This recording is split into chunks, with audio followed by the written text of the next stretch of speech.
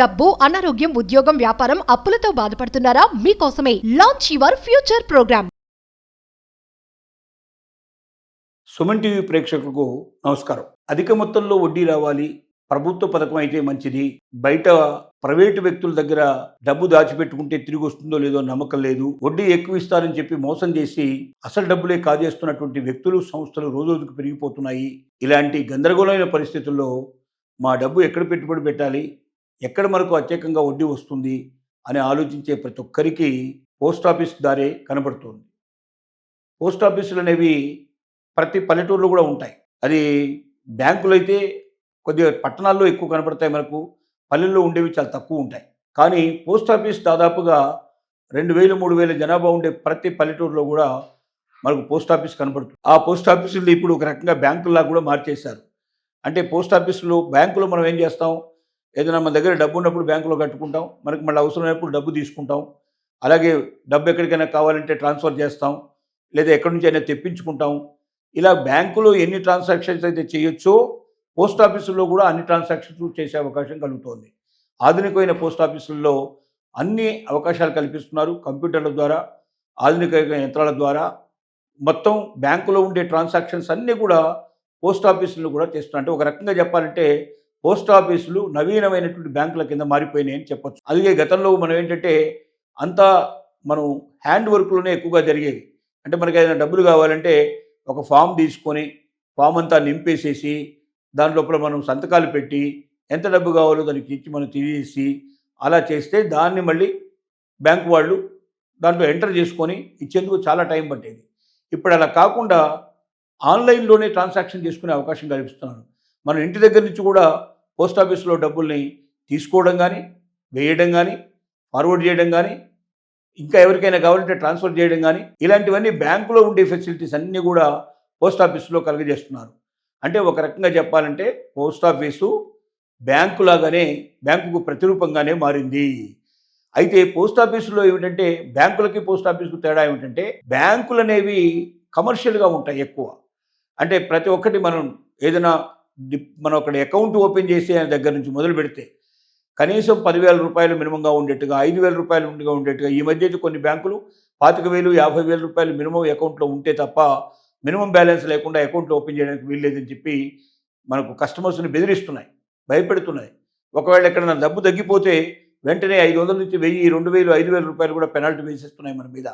అంటే ఏమీ వాడకుండానే, bank service మనం ఏం తీసుకోకుండానే బ్యాంకులో మనం డిపాజిట్, అంటే మన అకౌంట్లో మినిమం అమౌంట్ బ్యాలెన్స్ ఉండాల్సింది లేదు అన్నట్టు వంకతోటి మన మీద వేల కొద్ది రూపాయలు వసూలు చేయడానికి సిద్ధపడుతున్నాయి. ఇలాంటి పరిస్థితుల్లో ఒక 100 రూపాయలతో మనం అకౌంట్ ఓపెన్ చేసుకోవడానికి వీలుగా ఉండేట్టుగా పోస్ట్ ఆఫీసుల లోపల మంచి సదుపాయాలు వచ్చాయి. మీరు అకౌంట్ 100 రూపాయలతో ఓపెన్ చేయొచ్చు. ఎప్పుడు 100 రూపాయల బ్యాలెన్స్ మినిమం ఉంచినా సరిపోతుంది. ఆ బ్యాలెన్స్ లేకపోయినా మీకు ఒక్క పైసా కూడా మీకు ఏ రకమైన పెనాల్టీలు పడవు. ఇంత చక్కగా వచ్చాయి. రెండోది ఏమిటంటే వడ్డీ రేటు 7%, 7.2% దాకా కూడా వడ్డీ రేట్లు వస్తున్నాయి. అంటే మనకు కొన్ని బ్యాంకుల్లో సీనియర్ సిటిజన్స్కి మాత్రమే 7% పైన ఉండేటువంటి వడ్డీలు లభించే అవకాశాలు కనబడతాయి.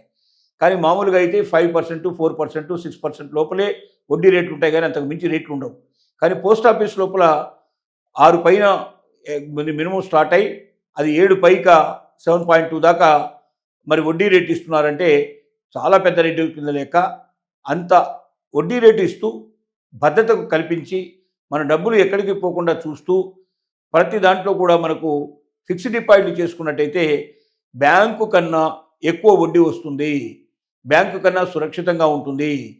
బ్యాంకులు, ప్రైవేట్ బ్యాంకులు, గవర్నమెంట్ బ్యాంకులు ఉన్నాయి, కానీ పోస్ట్ ఆఫీసుల్లో అన్ని గవర్నమెంట్వే, మొత్తం సెంట్రల్ గవర్నమెంట్ సంబంధించినవే. కాబట్టి పోస్ట్ ఆఫీసులో ఇది గవర్నమెంట్ దాన్ని మనం చూసుకోవాల్సిన అవసరం లేదు. మన ఇంటికి దగ్గరగా ఉండే పోస్ట్ ఆఫీసులోకి వెళ్ళి మనం అకౌంట్ ఓపెన్ చేసేసుకొని మన శక్తి సామర్థ్యాన్ని బట్టి మంత్లీ వేసుకుంటూ వెళ్ళొచ్చు. ఒకేసారి పెద్ద మొత్తంలో మనం టోటుగా మనం జమ చేసుకోవచ్చు. అట్లాగా డిపాజిట్ చేసుకోవడానికి అవకాశాలు ఉన్నాయి. వీటి మీద వడ్డీ బ్యాంకుల కన్నా అధిక రేట్లు వస్తాయి, ఎక్కువ భాగం మనకు వచ్చే అవకాశం ఉంది.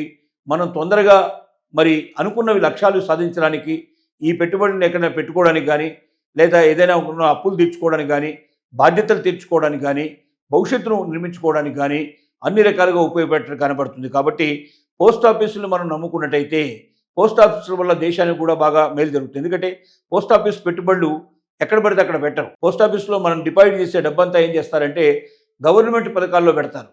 గవర్నమెంట్ పథకాల్లో పెట్టడం వల్ల పేదవాళ్ళకి ఎంతో మేలు జరుగుతుంది. అంటే తిరిగి మనకే మేలు జరిగే అవకాశాలు ఉంటాయి. కాబట్టి పోస్ట్ ఆఫీసుల్లో పెట్టే ప్రతి రూపాయి ప్రజలకు ఉపయోగపడుతుంది. అది వ్యక్తుల స్వార్థానికి ఉపయోగపడదు, వ్యక్తిగతంగా ఎదగడానికి ఉపయోగపడదు. కానీ బ్యాంకుల్లో పెట్టే డబ్బు మరి పోస్ట్ ఆఫీసులో లాగా ప్రభుత్వానికి ద్వారానే ఖర్చు పెట్టడానికి అవకాశం లేదు.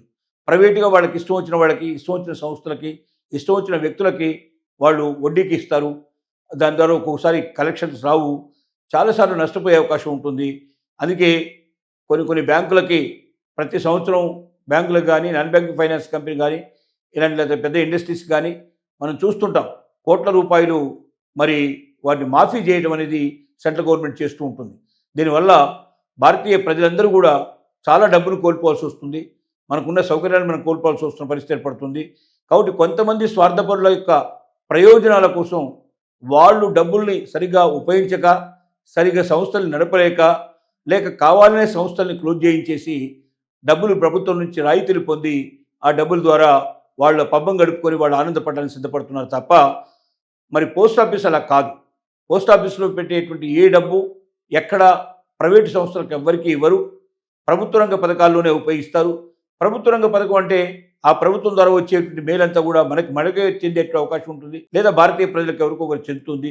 కాబట్టి మన దేశం బాగుపడడానికి, మన దేశ సంపద పెరగడానికి, మన దేశంలో మరి రహదారులు బాగుపడడానికి, మన దేశం లోపల పరిశ్రమలు నెలకొల్పుకోవడానికి, మనకు ఇంకా గొప్ప గొప్ప సంతోషాలని, ఆనందాన్ని కలుగజేస్తూ సౌకర్యాలు అభివృద్ధి పరచడానికి మరి పోస్ట్ ఆఫీస్ ఉపయోగపడుతుంది. కాబట్టి బయట ఎక్కడో పెట్టుకునే బదులుగా పోస్ట్ ఆఫీసులో డిపాజిట్ చేసుకున్నట్టయితే మంచి వడ్డీ వస్తుంది, ఎక్కువగా మనకు లాభాలు సంపాదించే అవకాశాలు ఉన్నాయి. మనకు ఒకవేళ మధ్యలో కావాలంటే కూడా తీసుకొని మనం ఉపయోగించుకునే అవకాశం ఉంది. కొంచెం చిన్న నష్టంతో బయటపడవచ్చు. కాబట్టి మన డబ్బు ఎప్పుడు కూడా ప్రభుత్వం దగ్గర భద్రతగా ఉంటుంది. కాబట్టి మనం గుండెల మీద చేసుకొని నిద్రపోవచ్చని మనం తెలియజేస్తున్నాం.